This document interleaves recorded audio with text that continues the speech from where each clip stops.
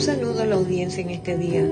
Damos inicio al programa Salmo, Sabiduría del Espíritu, citando la escritura del apóstol Pablo en Colosenses 3:16. La palabra de Cristo mora en abundancia en vosotros, enseñándoos y exhortándoos unos a otros en toda sabiduría, cantando con gracia en vuestros corazones al Señor, con salmos e himnos y cánticos espirituales. El tema que se abordará en esta ocasión es Jesucristo, Rey y Mesías ungido por excelencia, parte 1. Vamos a escudriñar el Salmo 2 del libro 1 de los Salmos. Según el tópico Libros Poéticos de la Academia de Palabra Viva, el Salmo 2 es considerado real y mesiánico. Resalta al Rey, la naturaleza de su dominio, su relación con Dios y aspectos específicos acerca del ungido por excelencia. Así que hoy vamos a analizar y a leer el Salmo 2, 1 al 6, y dice así: ¿Por qué se amotinan las gentes y los pueblos piensan cosas vanas? Se levantarán los reyes de la tierra y príncipes consultarán unidos contra Jehová y contra su ungido, diciendo: rompamos sus ligaduras y echemos de nosotros sus cuerdas. El que mora en los cielos se reirá, el Señor se burlará de ellos. Luego hablará a ellos en su furor y los turbará con su ira. Pero yo he puesto mi rey sobre Sión, mi santo monte. Los versos 1 al 3 de este Salmo 2 describen la rebelión de la humanidad. La frase rompamos sus ligaduras y echemos de nosotros sus cuerdas expresa rechazo a las restricciones divinas que la amotinada humanidad ve como opresión y no como lazos de amor de Dios. Los versos 4 al 6 detallan la respuesta divina y presentan la reacción de Dios. Él se burla de ellos con la risa del menosprecio divino y luego responde con su ira perfectamente equilibrada. El verso 6 afirma la entronización de su rey en Sión, el monte santo de Jerusalén, como un hecho seguro. Allá en Oseas 11, 1 al 4 muestra cómo Dios, pese a la terquedad de Israel, reafirma su amor con palabras tiernas que recuerdan el éxodo de Egipto. Sin embargo, Israel fue ingrato y mereció castigo. En Mateo 2:15 se presenta una analogía entre este suceso y el Señor Jesucristo. Este Salmo 2 aborda la conspiración de Poncio Pilatos, Herodes, hebreos y gentiles contra Jesús, quienes intentaron destruirlo sin lograrlo. En el capítulo 4, 1 al 7 de Hechos, se narra que Pedro y Juan comparecen ante el concilio después de enseñar y anunciar al pueblo acerca de la resurrección de Jesucristo. Este mensaje molestó a los líderes religiosos, quienes ya habían acusado al Señor Jesús de blasfemia y decidieron encarcelar a Pedro y a Juan, sometiéndolos a juicio ante el Sanedrín, el órgano legislativo judío compuesto por 71 miembros. Entre estos integrantes habían dos grupos predominantes: los fariseos, que creían en la resurrección y seguían tanto la ley escrita como oral, y los saduceos, de tendencia más secular y humanista, quienes controlaban los impuestos y conformaban la mayoría del Sanedrín. Los gobernantes, ancianos, escribas y el sumo sacerdote preguntaron a Pedro y Juan con qué potestad o en nombre de quién hicieron esto. Y en Hechos 4, 8 al 22 dice que Pedro, lleno del Espíritu, predica el Evangelio ante el Sanedrín, los mismos que condenaron a Jesucristo volviéndose enemigos de Dios. El Sanedrín no pudo castigar a Pedro y Juan por no quebrantar leyes, pero con amenazas intentó impedir que enseñaran en el nombre de Jesús. Pedro y Juan dijeron que juzgaran si era correcto obedecer a Dios o a ellos. Pedro y Juan son ejemplos de obediencia a Dios para los cristianos de hoy. El Antiguo Testamento también muestra en el Éxodo 1, 15 al 17 la valentía de las parteras hebreas Sifra y Fuá, quienes desobedecieron al faraón para salvar a los bebés hebreos. Daniel 6, 4 al 24 narra cómo Daniel fue fiel a Dios y protegido de ser devorado por los leones. Hay que obedecer a la autoridad, excepto cuando contradigan la palabra de Dios. En ese caso, se debe priorizar la obediencia a Dios. Regresando a Hechos capítulo 4, allí leemos que Pedro y Juan, tras ser liberados, informaron a su grupo sobre lo dicho por los sacerdotes y ancianos. Dicen Hechos 4, 24 al 31. Y ellos, habiendo oído, alzaron unánime la voz a Dios y dijeron: Soberano Señor, tú eres el Dios que hiciste el cielo y la tierra, el mar y todo lo que en ellos hay. Que por boca de David, tu siervo, dijiste: ¿por qué se amotinan las gentes y los pueblos piensan cosas vanas? Se reunieron los reyes de la tierra y los príncipes se juntaron en uno contra el Señor y contra su Cristo, porque verdaderamente se unieron en esta ciudad contra tu santo Hijo Jesús, a quien ungiste, Herodes y Poncio Pilatos, con los gentiles y el pueblo de Israel, para hacer cuanto tu mano y tu consejo habían antes determinado que sucediera. Y ahora, Señor, mira sus amenazas y concede a tus siervos que con todo denuedo hablen tu palabra, mientras extiendes tu mano para que se hagan sanidades y señales y prodigios mediante el nombre de tu santo Hijo Jesús.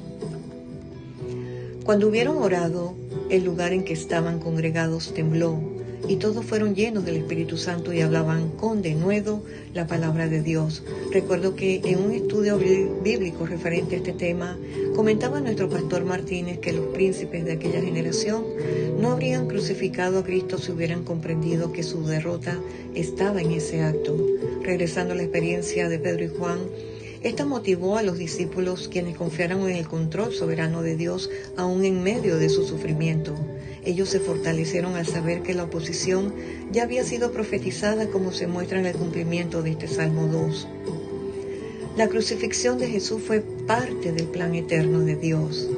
Desde la eternidad, Él predeterminó que Jesús sufriría una muerte expiatoria como parte de su propósito previamente establecido.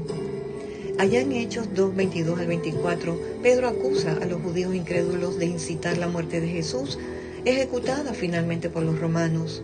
Aunque la crucifixión fue determinada por Dios desde la eternidad, esto no exime de culpa, no libera de responsabilidad a quienes participaron en provocar este acto. En una edición anterior, la palabra nos enseñó que el Salmo 1 expone dos caminos diferentes para los individuos. Aquellos que buscan a Dios reciben su guía, mientras que quienes se alejan del Señor se encaminan hacia la destrucción. El Salmo 2 sigue su aplicación para las naciones. Solo existen dos caminos: el camino ancho, basado en las obras, que conduce a la muerte, y el camino estrecho, fundamentado en la fe en el Señor Jesucristo, que lleva a la vida eterna. Dios conoce plenamente el corazón humano, y el Sanedrín, con un corazón entenebrecido, optó por el camino ancho o fácil. Apreciados oyentes, actualmente Israel y todas las naciones del mundo, sus líderes y habitantes, están en rebelión fragante contra Dios. Estamos viendo ante nuestros ojos a una humanidad desenfrenada en inmoralidad, desbocada en sus propios pecados. Hablando de la culpabilidad del hombre, en Romanos 1, 18 al 21 dice Pablo: porque la ira de Dios se revela desde el cielo contra toda impiedad e injusticia de los hombres que detienen con injusticia la verdad. La ira de Dios es la respuesta ecuánime y determinada de un Dios justo contra el pecado. La frase toda impiedad e injusticia de los hombres indica falta de reverencia, falta de devoción, de una relación sincera con el único y verdadero Dios. Y dice en Romanos 1, 19 al 20, porque lo que de Dios se conoce les es manifiesto, pues Dios se los manifestó. Porque las cosas invisibles de Él, su eterno poder y deidad, se hacen claramente visibles desde la creación del mundo, siendo entendidas por medio de las cosas hechas, de modo que no tienen excusas. El ser humano conoce la existencia, poder y naturaleza de Dios. Él mismo se lo ha revelado a las personas. El salmista dice en el Salmo 19:1, los cielos cuentan la gloria de Dios, y el firmamento anuncia la obra de sus manos. La creación refleja a Dios claramente, y todas las personas reciben este testimonio, incluso aquellas quienes no han oído el Evangelio. Sin embargo, muchas personas, percibiendo que la creación transmite un mensaje claro e inconfundible acerca de Dios, eligen la rebelión flagrante, volviéndose sus enemigos. Estas personas no tendrán excusa, son responsables ante Dios por no glorificarlo ni agradecerle, como lo señala Pablo en Romanos 1, 21.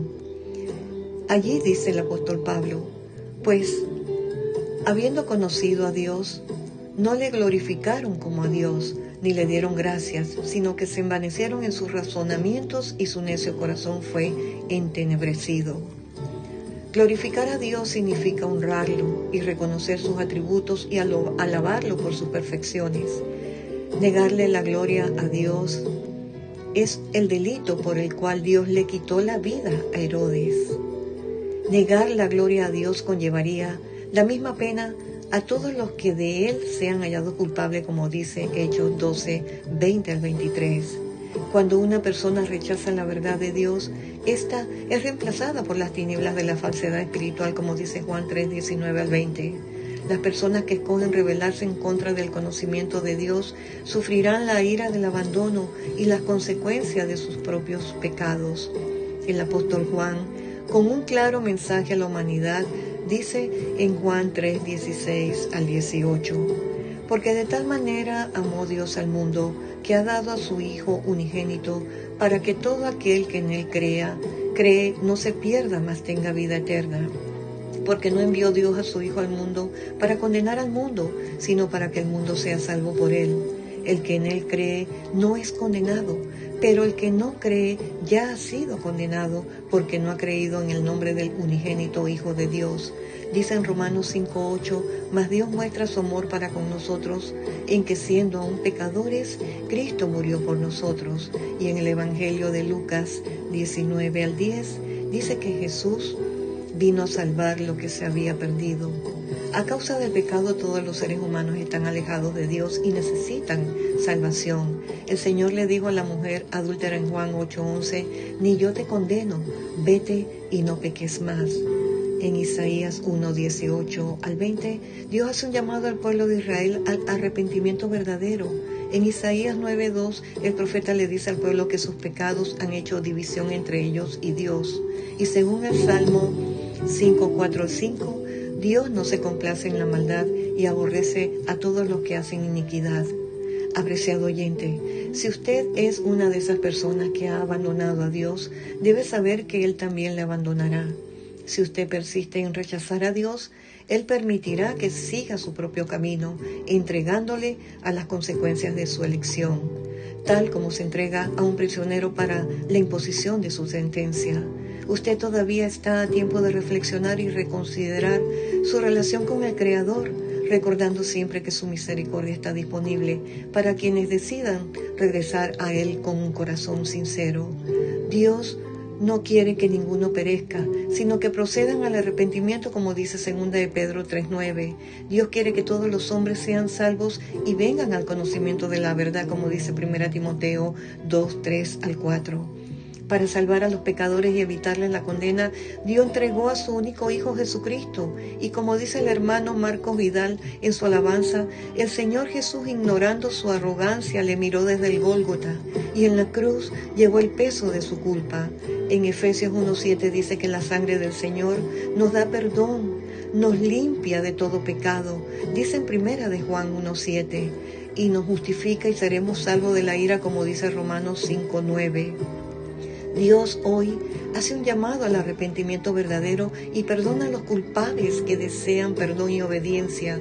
Dios hoy hace un llamado a limpiar los pecados en su vida y pueda usted estar libre de culpas. El pecado crea una barrera entre los seres humanos y Dios. Él ama a todas las personas, pero aborrece el pecado porque el pecado separa a las personas de Dios. Así lo dice el apóstol Pablo en Romanos 3:23, por cuanto todos pecaron y están destituidos de la gloria de Dios. El beneficio de la salvación está disponible para todas las personas y depende de la fe, de creer en el nombre del unigénito Hijo de Dios. Esto implica confianza y compromiso con Él, lo que resulta en una nueva naturaleza, un cambio interno y obediencia. En Juan 3:7 Jesús enfatiza a Nicodemo que el nuevo nacimiento espiritual es un requisito indispensable para entrar al reino de Dios. En Efesios 1:3 al 14 se describen las bendiciones de Dios para los creyentes elegidos por su fe en Cristo. Y esta elección o predestinación divina no elimina la responsabilidad humana de creer en Jesús como Señor y Salvador. La predestinación no se emplea para condenar, sino para otorgar beneficios como ser semejantes a la imagen de su Hijo, dice Romanos 8:29, ser santos y sin mancha ante Él, dice Efesios 1:4, ser adoptados como hijos, así dice Efesios 1:5, y conocer su voluntad, como dice Efesios 1:9. Hemos llegado al final de esta edición, apreciados oyentes. Les espero en la próxima para continuar con la segunda parte de este tema, Jesucristo, Rey y Mesías, ungido por excelencia. Recuerde lo que dice Romanos 10:17, así que la fe es por el oír y el oír por la palabra de Dios. No olvide que usted es importante y ocupa un lugar muy especial en el corazón de Dios, y que el libro de los Salmos es el espejo del alma del creyente. Si este programa es de edificación en su vida, comparte este enlace y puede escribirme a rojagarcia0330 @protonmail.com. Les habló Zoraida y Celedonio del Ministerio El Renuevo del Señor. Me despido de ustedes con una hermosa alabanza de nuestro hermano Marco Vidal, titulada En la Cruz. Quizás allí donde usted se encuentre le ayude a meditar y reconsiderar su relación con Dios Padre, nuestro Creador, su Hijo Jesucristo, nuestro Redentor, y su Espíritu Santo, nuestro Santificador. Bendiciones.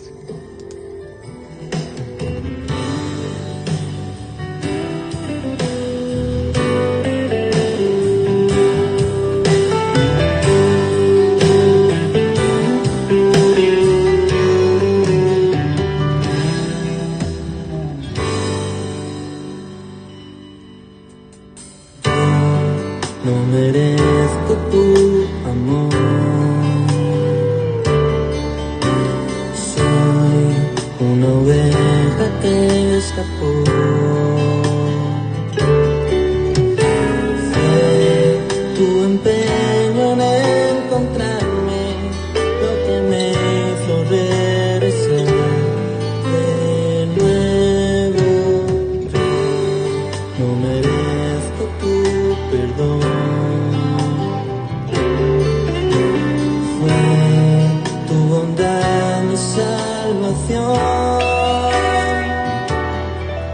Ignorando mi arrogancia, me miraste desde el Gólgota, y en la cruz llevaste el peso de mi culpa. Yo quedé como la nieve blanca y pura, no me queda más que servirte solo a ti. Llevaré la cruz por ti, mi Salvador Jesús.